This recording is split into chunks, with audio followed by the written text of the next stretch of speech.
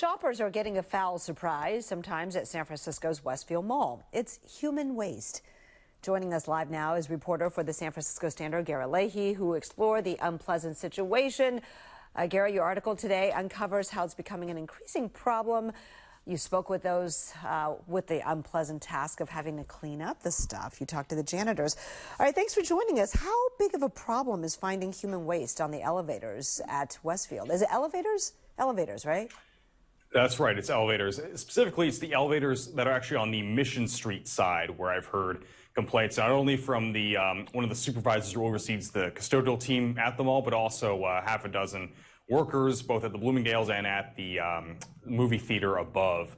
But it's happening in these two elevators which are on the Mission Street side. And according to that supervisor who oversees the janitors that I mentioned, it used to be happening around once a month. But now, lately, he's seen it happen more like twice in a week on average. Twice a week. Okay. Do they have any theories as to why the elevator is becoming a more popular place, shall we say, for people to do their business? Sure. So unfortunately, I didn't hear from the corporate offices for either the movie theater, Century Theaters, Bloomingdale's, or Westfield themselves. But when I talked to some of the employees, one of the things they noted is that the nearest public restroom for unhoused folks, like the nearest pit stop, is over at the BART station, which is on the other side of the building. Mm-hmm. And so for some of these folks, maybe the closest place where it's secluded and private would be one of these elevators. I don't understand. And one of the reasons they have bathrooms inside the mall. I was just about to mention that. One of the things they actually told me is that often the stores have to, like in the side of the Bloomingdale's, have to close their restrooms because of potential sanitary problems or potentially because of drug use. While I was even there, one of the managers I could overhear saying, "We have to close the bathroom because something happened in there." So the bathrooms can frequently get closed, not only at the Bloomingdale's, but also the Century Theater. And then often the only public restrooms available inside the Westfield are on the second floor, and they're kind of a ways away from the Mission Street entrance when I was at the mall yesterday.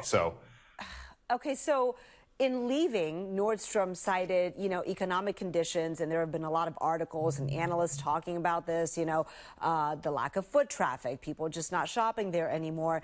I would think bathroom closures, frequent bathroom closures, if I were a shopper and I went there and I knew they didn't have bathrooms, that may deter me from going there. Yeah, I could see that.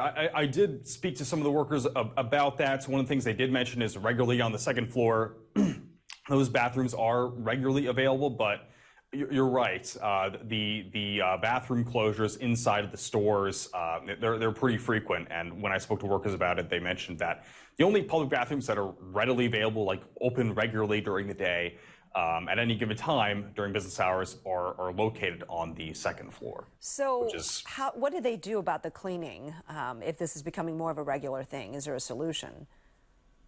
So, I asked the workers about, what should be done, and they said to me that it seems like a very difficult problem to solve because you don't really want to shut down bathroom access, because then what you're making unhoused folks do is making them go on the street, which is inhumane and contributes to the problem that people see, especially, more in downtown, also in the Tenderloin of human waste lining the sidewalks.